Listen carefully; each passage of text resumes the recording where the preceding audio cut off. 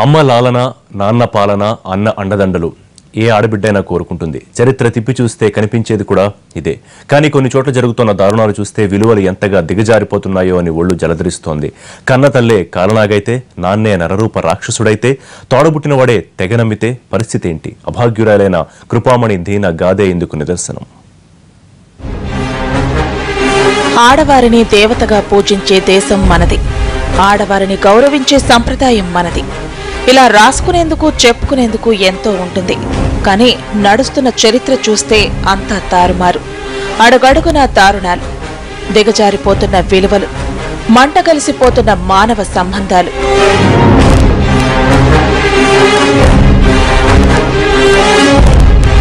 స్వార్థమనే పిశాచి ఆవహించి స్వలాభమనే రక్కసి నెత్తిన తాండవిస్తుంటే అయిన వాళ్లు కూడా అరాచకాలకు పాల్పడుతున్నారు.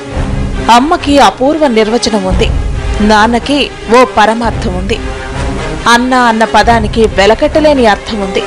కానీ కొన్ని చోట్ల కళ్ల ముందు జరుగుతున్న దారుణాలు చూస్తే నిజమైన అర్థాలు సిగ్గుతో తలదించుకోవాల్సిన పరిస్థితి తలెత్తుతోంది. తల్లిదండ్రులపై ఎంతో ఆదరాభిమానాలు పెంచుకునే కూతురే వాళ్లు పరమ దుర్మార్గులని చెప్పిందంటే అర్థం ఏంటి? నన్ను బలవంతంగా అందించినప్పుడేమో నన్ను నగ్నంగా వీడియోస్ తీసుకున్నాను, ఫోటోలు తీశాను. ఇప్పుడు వాటితో మళ్ళీ వాడి దగ్గరికి రావాలని నన్ను బ్లాక్మెయిల్ చేస్తున్నాను. అందుకే నేను చచ్చిపోతున్నాను.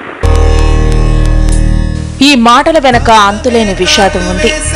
ఎవరు ఊహించని నరకం ఉంది.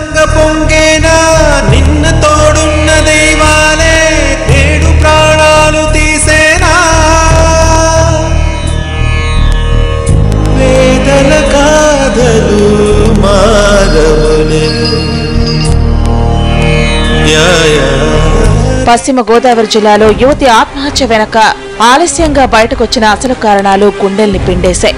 కృపారాణిది తణుకు మండలం వేల్పూర్. పవన్ కుమార్ అనే వ్యక్తిని 5 ఏళ్ల క్రితం ప్రేమించి పెళ్లి చేసుకుంది. వారికి ఓ బాబు కూడా ఉన్నాడు. ఈ మధ్యే భార్యాభర్తల మధ్య మనస్పర్ధలు రావటంతో పుట్టింటికి వచ్చింది. కానీ ఈ నరకంలోకి ఎందుకొచ్చాన్రా దేవుడా అని కుమిలిపోయింది. అదే ఆమె జీవితానికి అర్థాంతరంగా ముగింపు పలికింది. డబ్బు సంపాదించాలంటే అనేక మార్గాలున్నాయి. కానీ కృపారాణి తల్లిదండ్రులు మాత్రం వ్యభిచారాన్ని ఎంచుకున్నారు. కన్న కూతుర్ని ఆ రొంపిలో దింపాలని చూసేసరికి వ్యతిరేకించింది. దీంతో ఎలాగైనా భర్తకు దూరం చేయాలని కక్ష కట్టారు. లేనిపోని మాటలతో అతడిపై మనసు విరిగిపోయేలా చేసి పుట్టింటికి తీసుకొచ్చారు. ఆ తర్వాత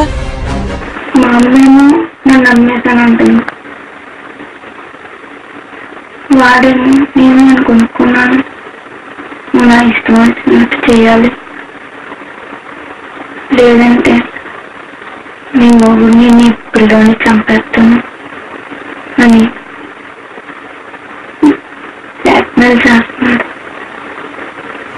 బలవంతంగా కూతుర్ని వ్యభిచారంలోకి దింపి ఒకడికి అమ్మేశారు కన్నవాళ్లు. తమ్ముడికి చెప్పుకుని ప్రాధేయపడ్డా ఆ రాక్షసుడు కూడా వినలేదు. చివరకు అయినవాళ్ల చేతిలోనే దారుణంగా మోసపోయి తనను కొనుక్కున్న శ్రీనివాస్ అనే వ్యక్తి వేధింపులు భరించలేక పైశాచిక చర్యలు, బ్లాక్మెయిలింగ్ తో కుమిలిపోయింది. నన్ను బలవంతంగా అందించినప్పుడేమో నన్ను నగ్నంగా వీడియోస్ తీసుకున్నాను, ఫోటోలు తీశాను. ఇప్పుడు వాటితో మళ్ళీ వాడి దగ్గరికి రావాలని నన్ను బ్లాక్మెయిల్ చేస్తున్నాను. అందుకే నేను చచ్చిపోతున్నాను. వీడియోలు బయటపడితే పరువు పోతుందని ఆఖరిసారి ఫోన్లో జరిగిందంతా రికార్డ్ చేసి పాలకోడేరు సమీపంలోని కాల్వలో దూకి ఆత్మహత్య చేసుకుంది. నా వీడియోస్ బయటకు వచ్చేలోగా నేనే చచ్చిపోవాలని అనుకుంటున్నాను. క్షమించు, నా చావుతోనే నాడు శిక్ష పడుతుందని నేను అనుకుంటున్నాను. కార్తీక్ని బాగా చూసుకో.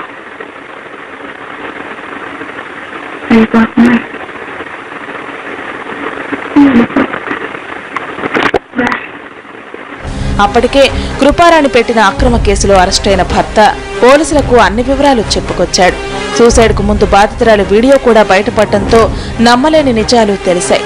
మాకు మ్యారేజ్ మేము బాగానే ఉన్నామండి. వాళ్ళ అమ్మగారు మట్టికి వాళ్ళ అమ్మ విచారం చేస్తుందండి.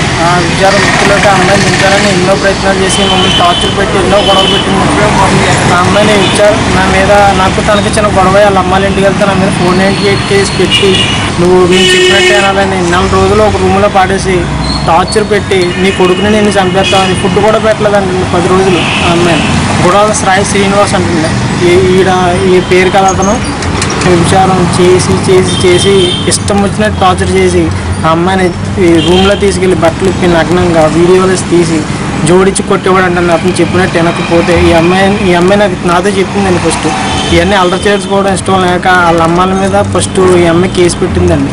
ఆ అమ్మాయిని నన్ను నా నుంచి ఎడదీసి విచార వృత్తిలో పెంచాలన్నదే ఆ అమ్మాయి వాళ్ళ అమ్మాయిని టార్గెట్ అండి.